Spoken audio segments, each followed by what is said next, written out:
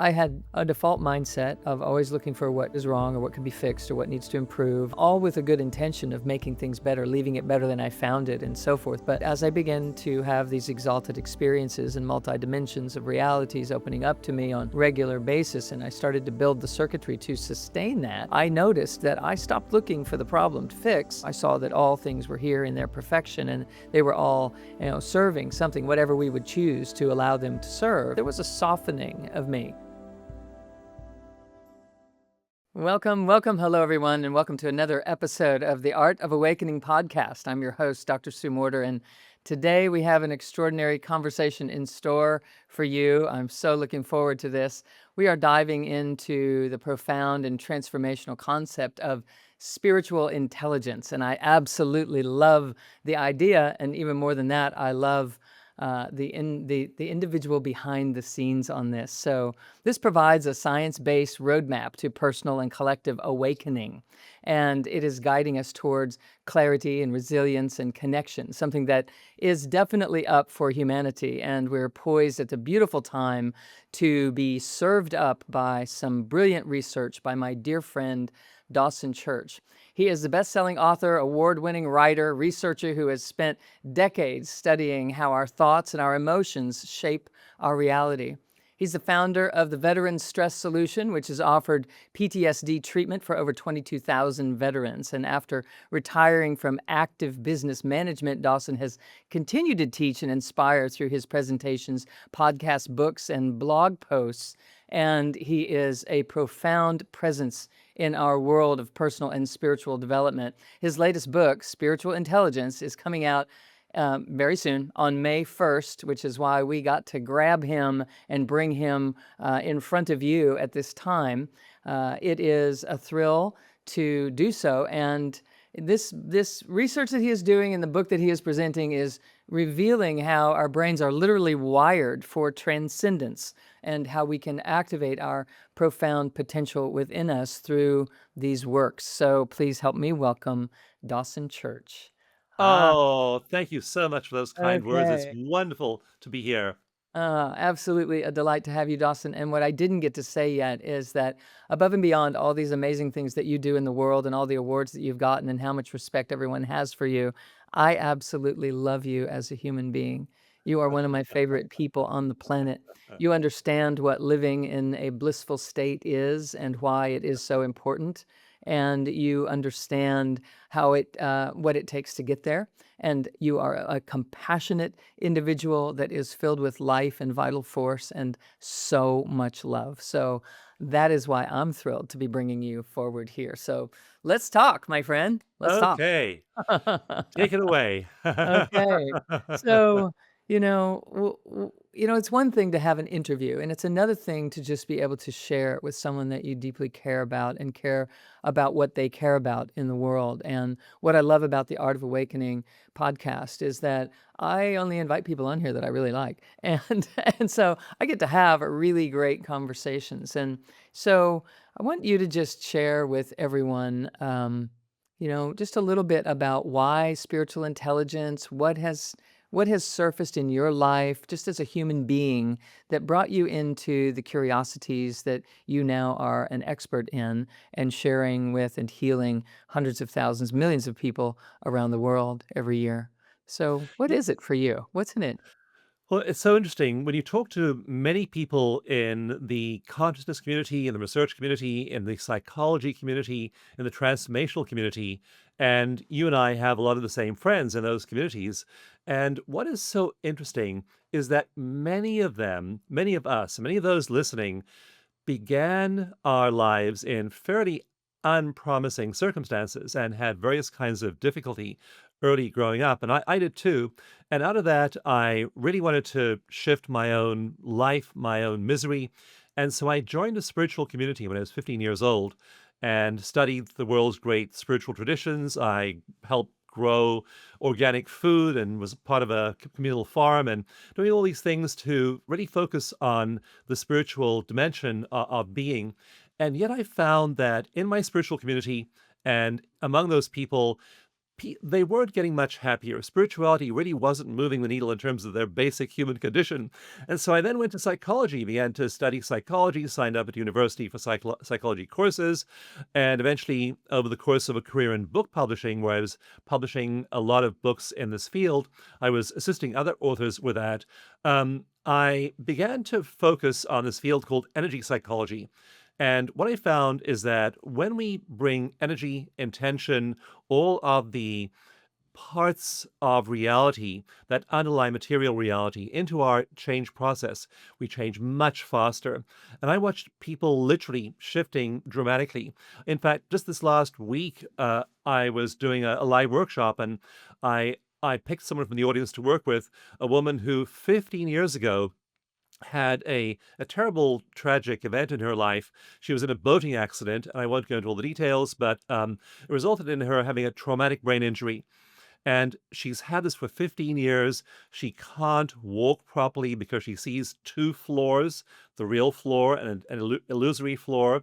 And so this has had a really dramatic effect on her life for 15 years. And as we work together, and again, working at the level of energy, intention, spirit, Yes. she got better. So I've really seen these kinds of miracles, and they really motivated me to bring science to it. And so I did about 20 years of research into PTSD, working with veterans, working with refugees, working with people who were severely impacted.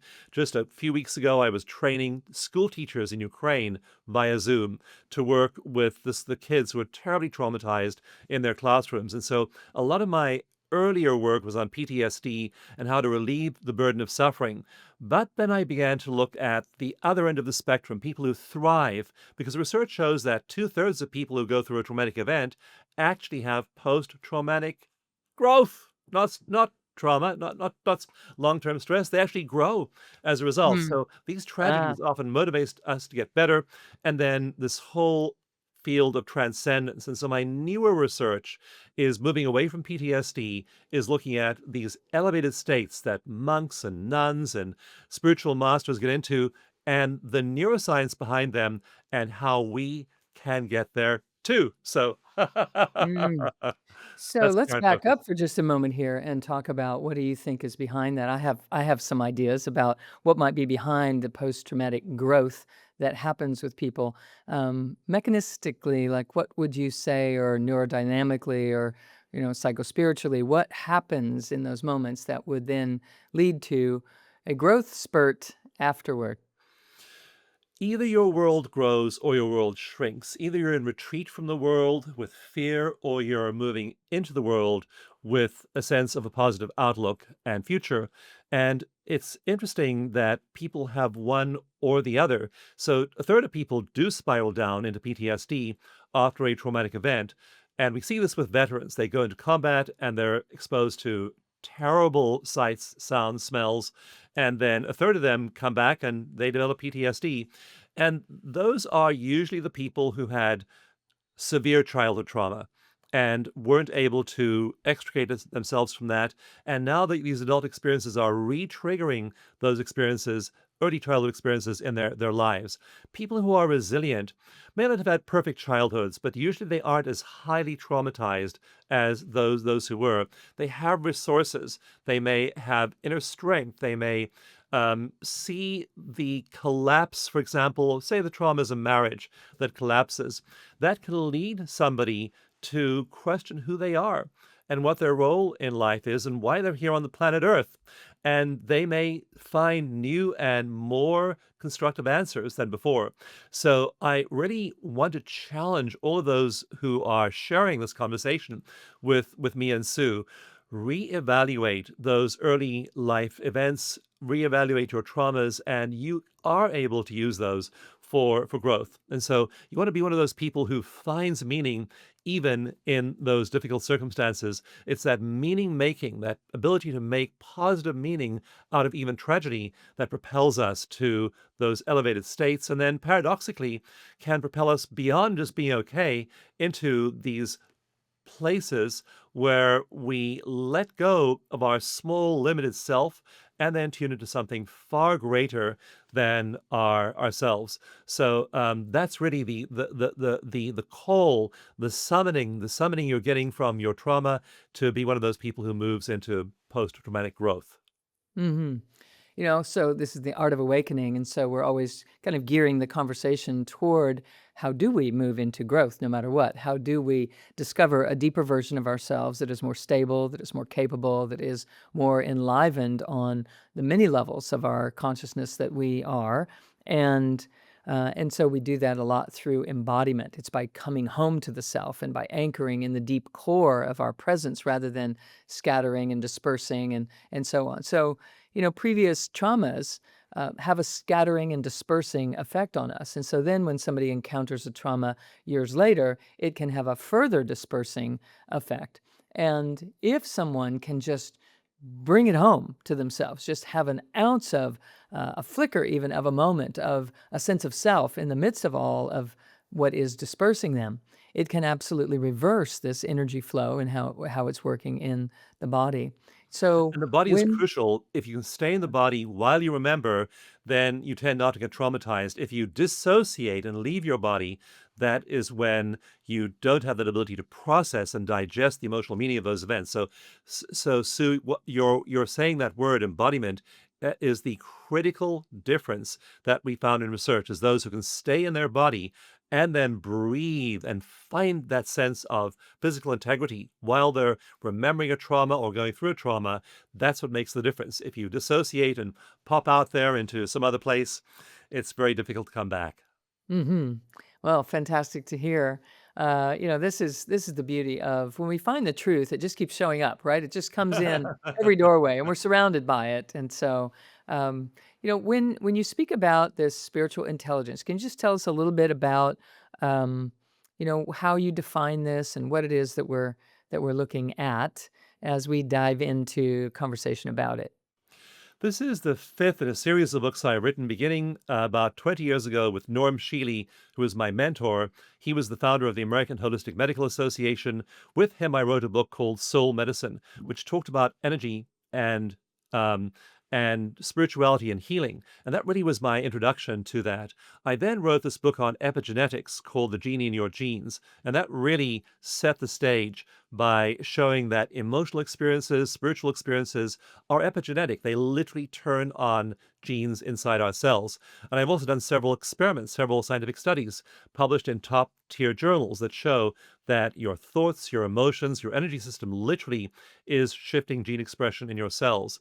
I then wrote the book Mind to Matter, exploring the whole um, extent to which our brains and our minds create external reality. And there's a whole bunch of evidence for that.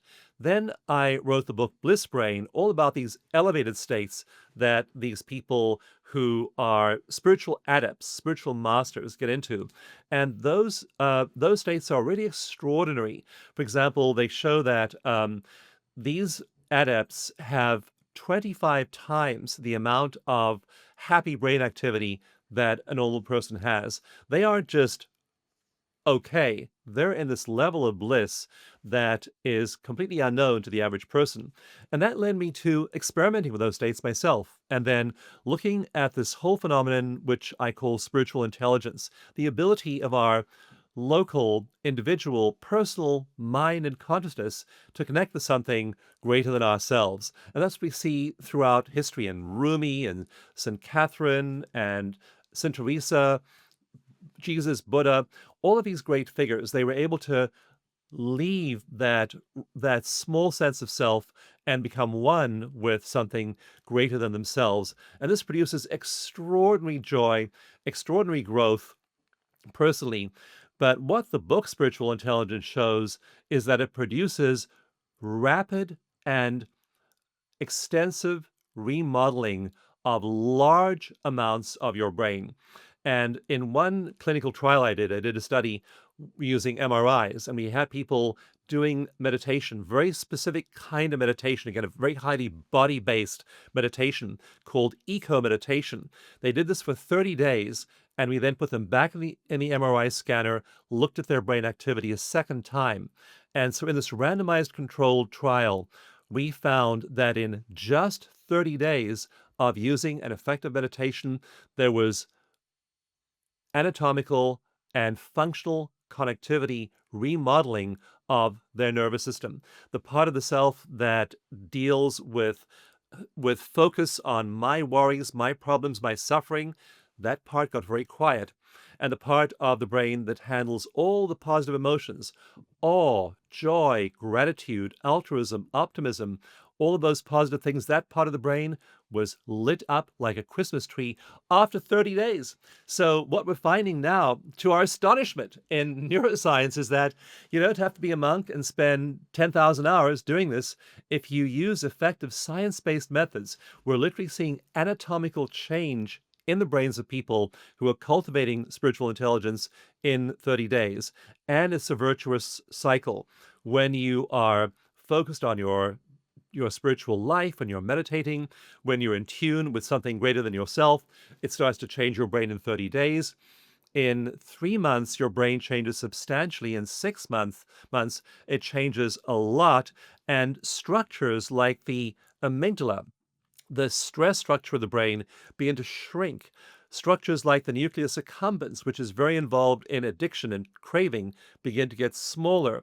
And structures like the dentate gyrus, which handles emotion regulation throughout the brain, so you can regulate your negative emotions, that part in one study grows by a quarter in 8 weeks. It grows by about 25% in only a couple of months of effective meditation. So you are reshaping your neural hardware inside your head to be far happier. And that's where we see that 25% increase in happiness over time. People feel the absolute bliss of these states as their brains start to change. So that's what the book is all about, this brain change, which parts of the brain change, and how you can trigger these kinds of changes in your own brain. Hmm. What is the role of love? Love is the foundation of the universe. That's how my spiritual path really started at 15 years old. I was suicidal. I was a teenager laying in my room in despair. I couldn't even, I had so little energy. I had so little motivation. I was just sprawled on my bed one day, just in absolute existential despair, 15 years old. And suddenly I found myself floating in infinity, in the cosmos. And I looked around me and I saw the stars, I saw the fabric of the universe, and the fabric of the universe was love. And that experience changed my life. I now knew there was a there. Now, it took me decades more to work out how to get there at will and stay there, but that's where spiritual practice comes in. So love is fundamental to consciousness and the fabric of the universe. People who are conscious, people who are one with everything, we study several dimensions of oneness. One is oneness with the body. They feel a sense of love for their body. A second dimension is community. They feel a sense of love for community. Yesterday, I did a very strange thing. I was taking a bike ride, and I came across a bird, a large bird that had been hit by a car, lying there, just been killed by the side. It was laying there in the middle of the road, and other cars were approaching and about to hit it. So I ran out there. I just carried the corpse of the bird and laid it on the side of the road, and I blessed it. Now, I mean, is that really the thing to do? I don't know, but again, I felt a sense of kinship with animals, with other beings, with all of nature. And so people do start to feel a sense of kinship with nature and everything around them, the natural world. And so they don't pollute, they don't hurt other people. Love is utterly transformative in all of those dimensions. And we find it is what we are made of when you are in that space of connection with the all that is, with cosmic consciousness. You find love not just uh, not just coming to you or through you.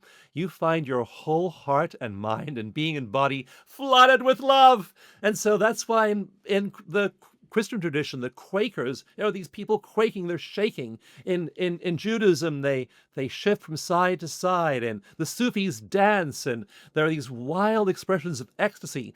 These people their bodies are trembling with the power, the orgasmic power of love. In one panel in one of my books, I have a list of all the neurochemicals you release during orgasm, and then the list of all the neurochemicals you release in meditation, and the two lists match. So love in Yeah, every way. beautiful. So, in terms of meditating, if someone isn't really good at meditating, they try to sit, they can't do that piece. And so here we are talking about the power of meditation as it relates to developing a spiritual intelligence, the ability to connect with the oneness, the higher being, this complete cosmic presence that is blissful, etc.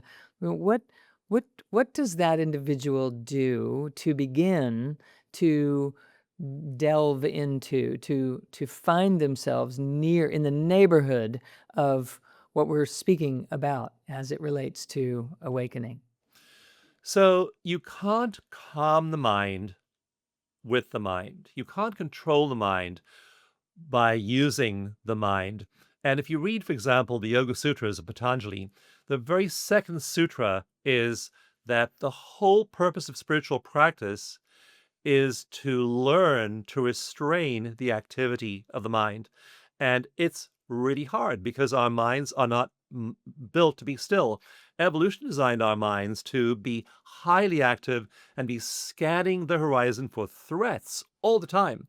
And that's what's called the brain's negativity bias. We tend to focus on things that are bad.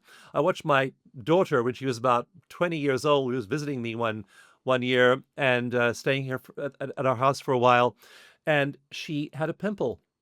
She went into the bathroom and she was really worried about this pimple. So I couldn't even see the pimple, but her whole focus, her whole entire being had now become wrapped around that one pimple. So we do that. And Carl Rogers, the great psychologist of the 20th century, called it finding the blemish. So we find the blemish in our bodies and our mates and our jobs and our world. And we live in a beautiful world in which we actually don't have that many real objective problems to deal with. We have a few, but we don't have nearly as many as we think we have. And yet our brains have this negativity bias. We focus on the negative. So that's what defeats people's meditative process. They close their eyes, sit still, try and meditate, and immediately the brain defaults what's called the default mode network. It's all about negativity. The brain defaults to that network and it turns it on. Now, what I found as I was writing Spiritual Intelligence was that we have a second network in our brains, and this network has been studied extensively in monks, and it's called the Enlightenment Network. It has 4 distinct circuits to it, and what happens is once we light up the Enlightenment Network in meditation, it suppresses the action of the default mode network. It suppresses fear, it suppresses stress. So once we learn to turn it on, it actually suppresses all of that stressful mental processing. But you have to use a body-based meditation. Again, it all boils down to the body. And what we have people do in eco-meditation is not try and calm the mind, not try and still the mind, but instead adopt the physical posture of a meditation master. So you sit a certain way, breathe a certain way, relax certain muscles, and you do these physical things.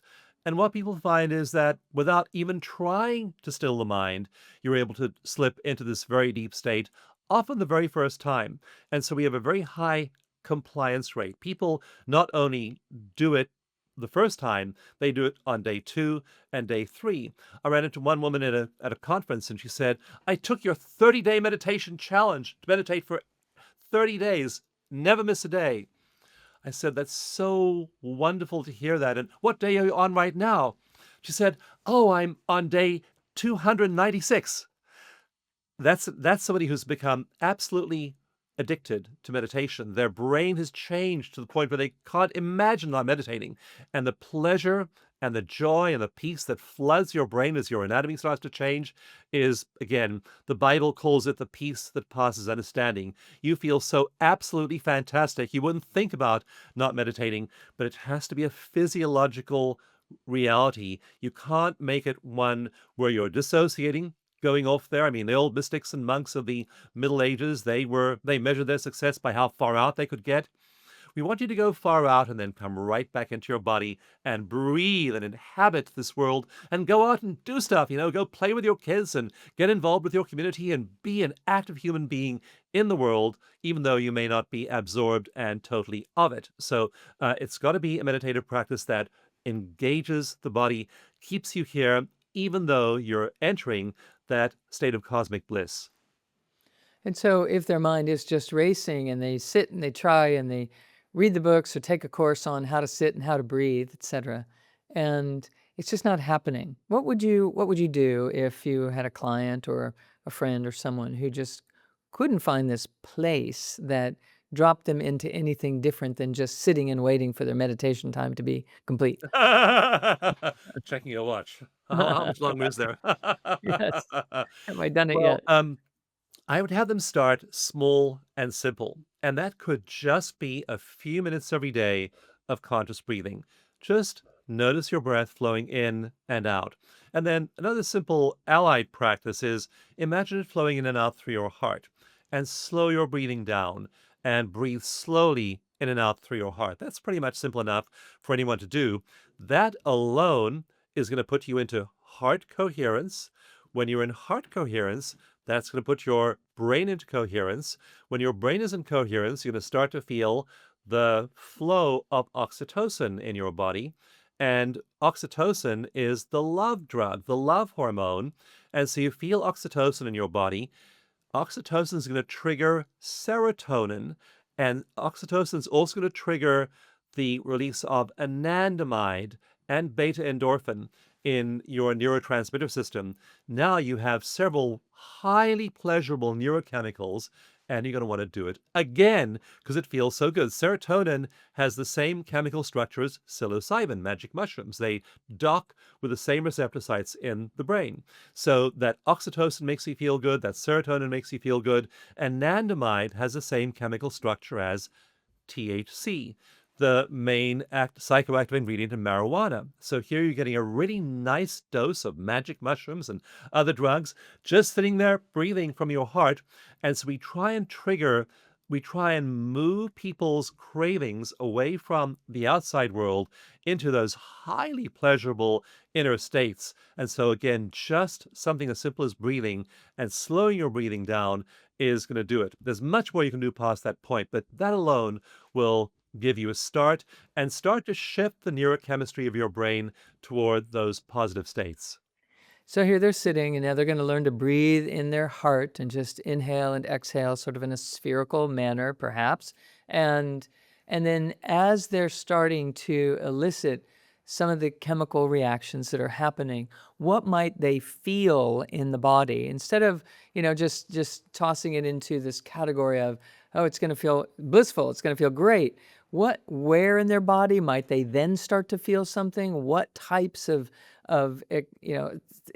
physical expressions might unfold as a second step, just trying to give people something to encourage them to stay with it and to lean in and to not have an over charged expectation, but to really be able to stay present in the moment of unfolding. What might they experience next? I have a series of 7 meditations which are designed to unlock particular neurochemicals in the brain. And the one we start with is dopamine. Dopamine is your motivational molecule. And so when you are meditating effectively and you release dopamine, dopamine, by the way, is that's the same reward system that is present in our cravings for things like chocolate and cigarettes and cocaine and heroin, big time involved with the dopamine reward system. And so the dopamine in the brain of a meditator meditating this way rises up to 65%. Now, that is not a small shift. That's a massive dose of this motivational molecule. So you're going to feel that sense of excitement And that's the first neurochemical we want you to feel. And again, I got a meditation that does just that. All it does is it triggers the release of dopamine in your body by doing a couple of little physiological things that we know release dopamine. The next thing we wanted to have you do is release oxytocin. So that meditation is a guided meditation on feeling love for yourself, feeling love for others, the community, and for the universe. And again, that oxytocin is going to feel good to you. You're going to feel the docking of those oxytocin hormones with various receptor sites in your body. So you'll feel that love. And again, it's going to be centered probably around the center of your chest. That again will trigger those other neurochemicals, anandamide. Anandamide was only discovered very recently. It's the bliss molecule because it's the molecule that meditators have enormous amounts of in their brains, and it drives you to levels of ecstasy that the average person doesn't feel. But that's in a while. Start with dopamine. That's the motivational molecule. Then you can pull in oxytocin, and then there are guided meditations that'll trigger serotonin, which is a satisfaction molecule. And you just start to do some neurochemical engineering in your brain with meditation that way, and you'll feel these shifts in your body, the motivation of dopamine, the love that settles in with oxytocin, and the serenity that serotonin produces. And you'll literally feel these being unlocked in your body. Beautiful. Beautiful. So, I'm working with people all the time as well, all around the world, and we're in deep, deep discussions about these things. And so it's so easy to get into the science to the point that people get up in their heads. And all the while we're talking about getting in their bodies and that's essential for true transformation to occur. And so that's why I'm wanting to give people a few cues to, I'm always doing that myself in my own language and the ways that we work with these things. And so thank you for bringing people into the body while we're talking about the necessity of being in the body for true transformation to happen. So you speak in the book about enlightenment without spirituality. Make that distinction for us there. That's a pretty hot topic in my world too. So what do you have to say about that, my friend? Enlightenment, yeah, chapter 5, enlightenment without spirituality. In the first chapter, I give people an understanding of these four circuits in the brain. I also have a lot of stories in the book. The book begins with the story of a man called Anthony Ray Hinton, who was wrongly imprisoned for 30 years for murders he did not commit, and the injustice of his case, and yet he forgave the people who kept him there. So he had spiritual intelligence. Eventually, his prison guards were petitioning the governor to release him. They said that this man could never have done that. So there are lots of stories in the book. Pope John Paul II and Joan of Arc, and all of these examples of spiritual intelligence, modern and ancient. There are a lot of stories there to hang the concepts around. Then I walk you through what the experience is like for people. What is the mystical experience like? How do mystics describe it? So the first 4 chapters are all about spiritual intelligence and how it's highly neurologically mediated.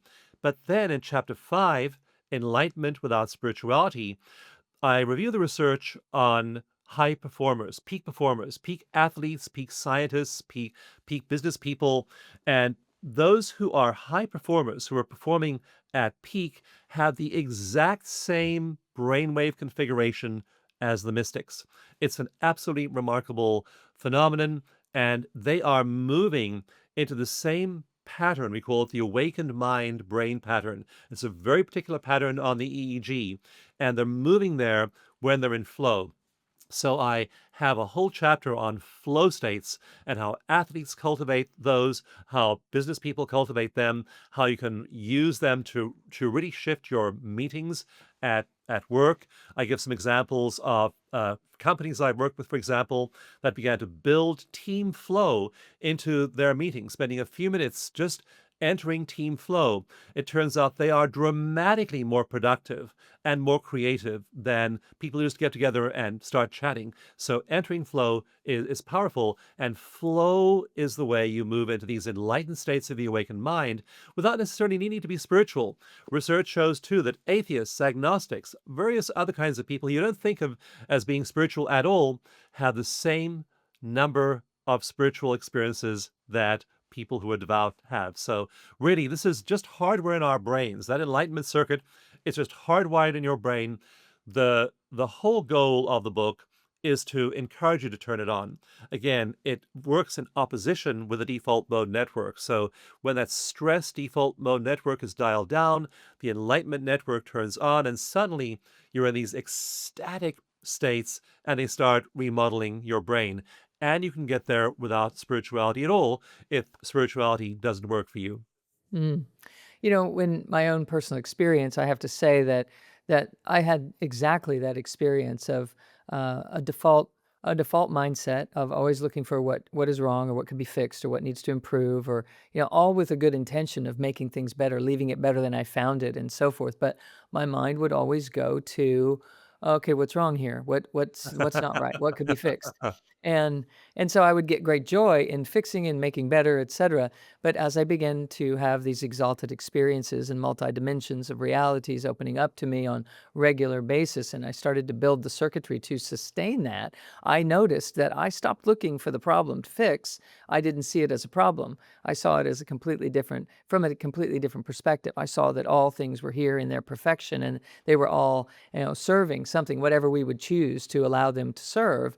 And I began moving into life from this more blissfully embracing disposition, just out of curiosity, out of adventure, out of creativity, instead of survival and fixing and changing for the better. It was really seeing and appreciating the beauty that is here and enhancing that, living as a creator instead of a reactor. And so inside of my own experience, there was a softening of me.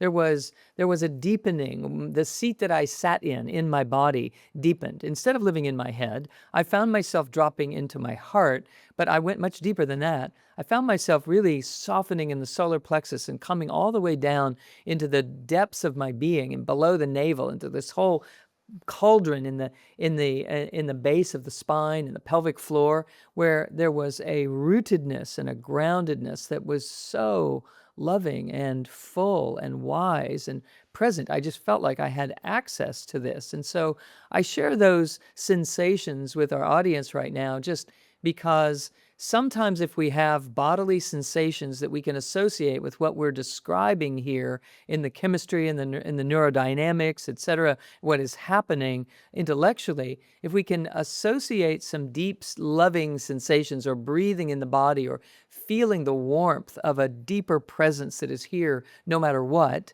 we start to realize that sometimes we might be approaching some of these states even though we haven't been educated in what's going on. It could be going on with you. And so to stop from othering the idea of meditation and enlightenment and to allow it to be yours too, maybe pay attention to what you're feeling in your body and how we're describing these things, so that you can actually recognize that you occasionally have some of these things, or actually you've been noticing more of that happening in your own life. And all you've been doing is some of the breathwork patterns, or maybe even mastering some moments in meditation. But the whole idea is the art of awakening is about allowing us to recognize that it's here for everyone. And we each have access in our own doorways coming into these things that we're describing here, so that we can allow that sense of belongingness that is essential, really. When I first saw the term in your book, enlightenment, and without spirituality, it reminded me of something that's totally not what your topic was about, but it reminded me of something. I was working with a guru, quote unquote, in India. And I wasn't really sure if this was a real guru or if it was just, somebody who had, Yeah. um, had merchandise, around being a guru. And so um, it, I asked, as I was in observation of how things operated for a while, I asked if, I thought that enlightenment meant that you had to kind of be a good person, that you had to kind of be integrated, and it had to actually make sense, and it had to be the real deal. And this teacher looked at me and said, no, if I'm a thief, I can become an enlightened thief, but I'm still a thief. I'm just an enlightened thief. And I was blown away, because I truly thought that you know, that and still contend that the way to do this is to go about being in integrity and being authentic and being transparent and allowing yourself to be in this flow state, because you're not withholding and you're not sidestepping and you're not diverting or deflecting. You're honest and true and forthcoming and available to the highest good coming through your life. But when I first glanced at those words, I was like, oh no, I hope that we're not going to be talking about enlightenment and still being, without scruples at all. Just go for it.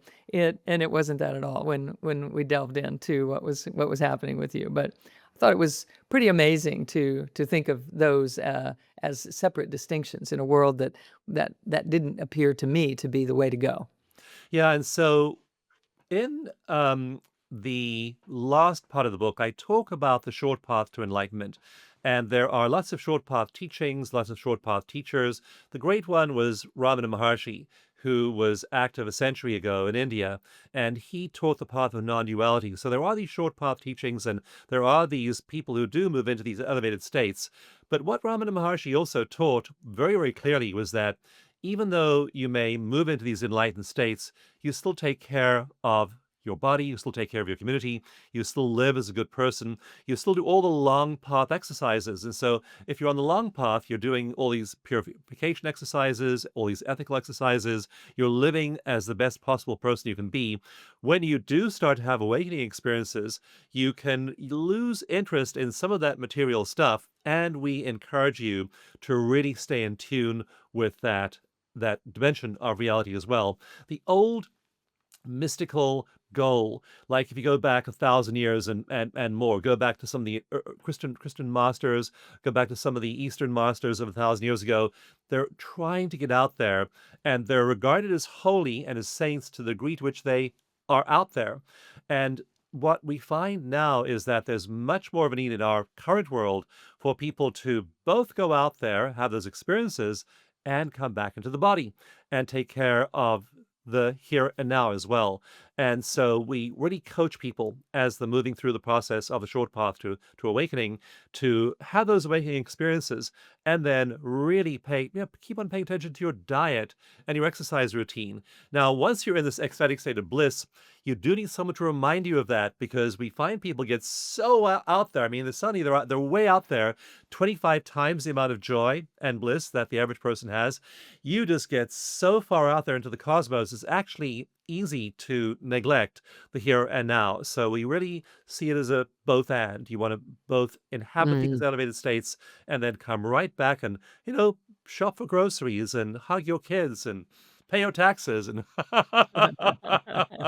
Yes, I do put a big emphasis on embodiment, which is the key. It's yeah. about building the integrity of the physical system to be able to sustain these higher states of consciousness that we are awaking to. And that's what allows us to operate in integrity in the world and to have enough vital force and vital energy to want to do all the things in the physical world that we want to do. It's really about bringing those frequencies here and unleashing them here into our physical lives, not having two separate worlds, but really enhancing this world with what we used to consider just out there, up there, over there, somewhere, and allowing it to truly fuel all of our dreams and desires here Yeah, in and the real whole time. last part of the book is all about the social transformation that's happening as a result of this. Because one of the astonishing things in chapter 2, I talk about the parts of the brain that grow when we meditate. I also talk about the parts of the brain that shrink.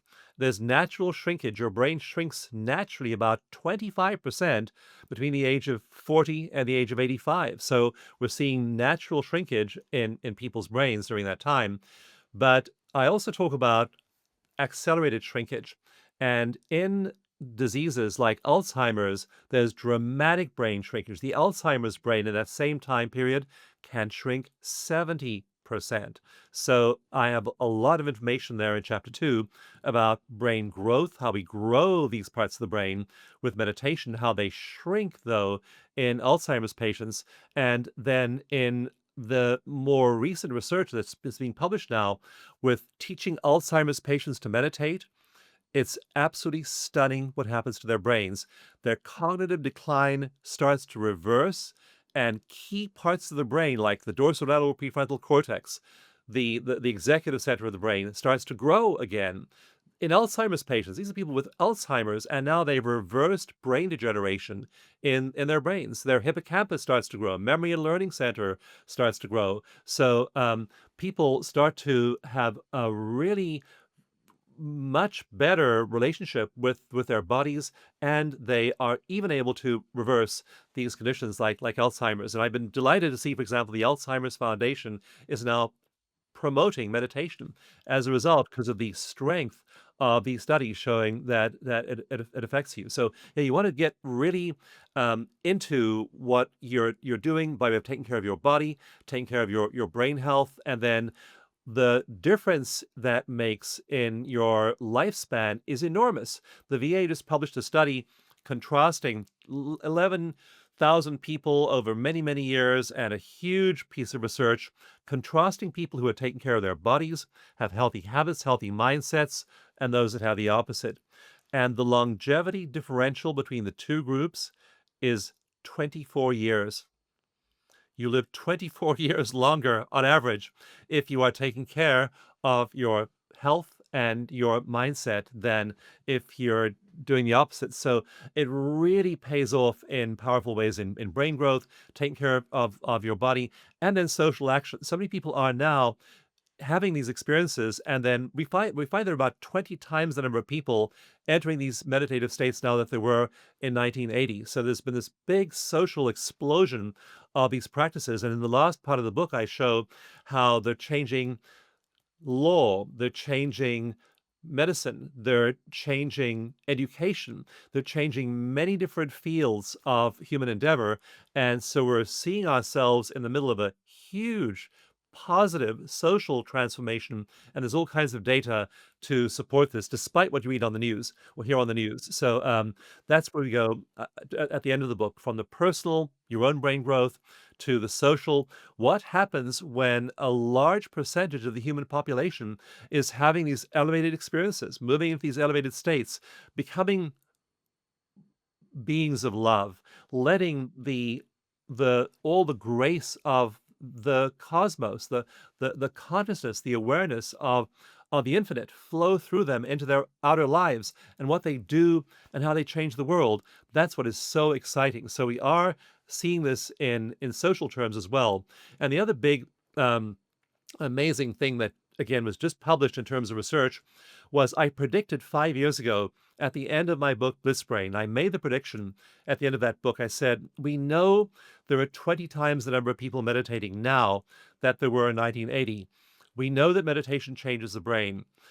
We should start to see this show up in large scale epidemiological studies, MRI studies.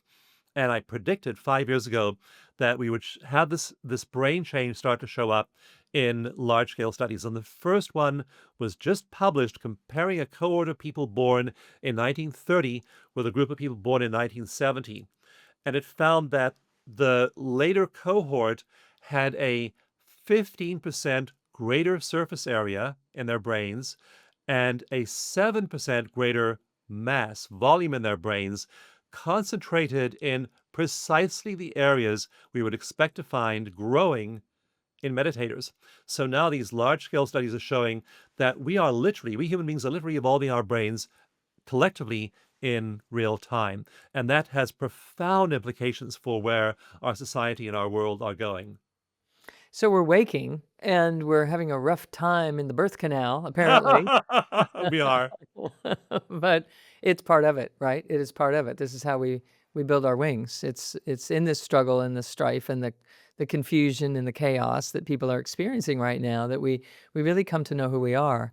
And so it would be right on schedule with the research that you've been watching over the Hey, when decades that the have take a unfolded. bar of soap and squeeze it, and either it goes up or it goes down. And when people are under pressure, and when people are faced with challenges, if they're resilient, they rise to them. That's that post-traumatic growth we're seeing in people worldwide nowadays. So yeah, there is pressure. There are all kinds of funky things happening in the environment around us and in the world. And yet, if you're strong, if you're resilient, you then recruit that intensity to actually grow and move into these higher states from which you can actually bless and be active in making the world a better place. So we have just huge numbers of people doing that. And I have tons of data at the end of the book showing how that's really unfolding in a visible way in our society.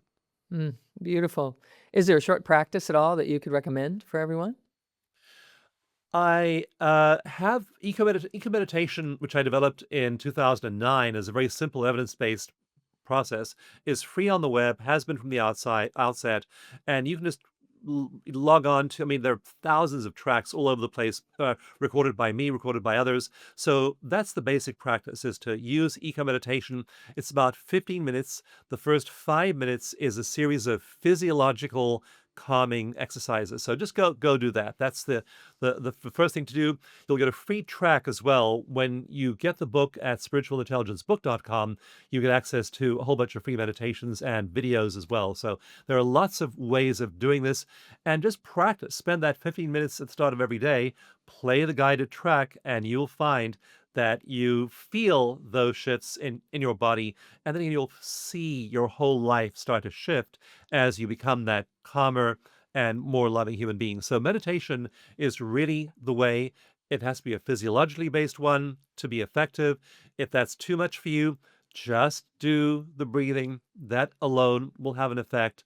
And what you don't want to do is keep on bumping along in your regular life. Don't just be here with me and Dr. Sue Morter and say how inspiring and then go about your Right, day. right. Make that practice. That's why I say I give you a 30-day meditation challenge. Just use eco meditation every day for just 30 days, and you're likely to start to feel the shifts in your body the first time. By 30 days, you'll be hooked. Mm, beautiful, beautiful. So I know that we've mentioned the book, the website for that, spiritualintelligencebook.com, and other places that you can find more about Dawson, or dawsonchurch.com. And is there any last thing that you'd like to share as well about anything else that you're up to, or how people can connect? I think we've done a great job with allowing people to know some resources they can find through you. Is there anything else that you'd like to share with people today? I would just like to share how much better your life can be when you unlock your full potential. So, you want to release all of those traumas that hold you back.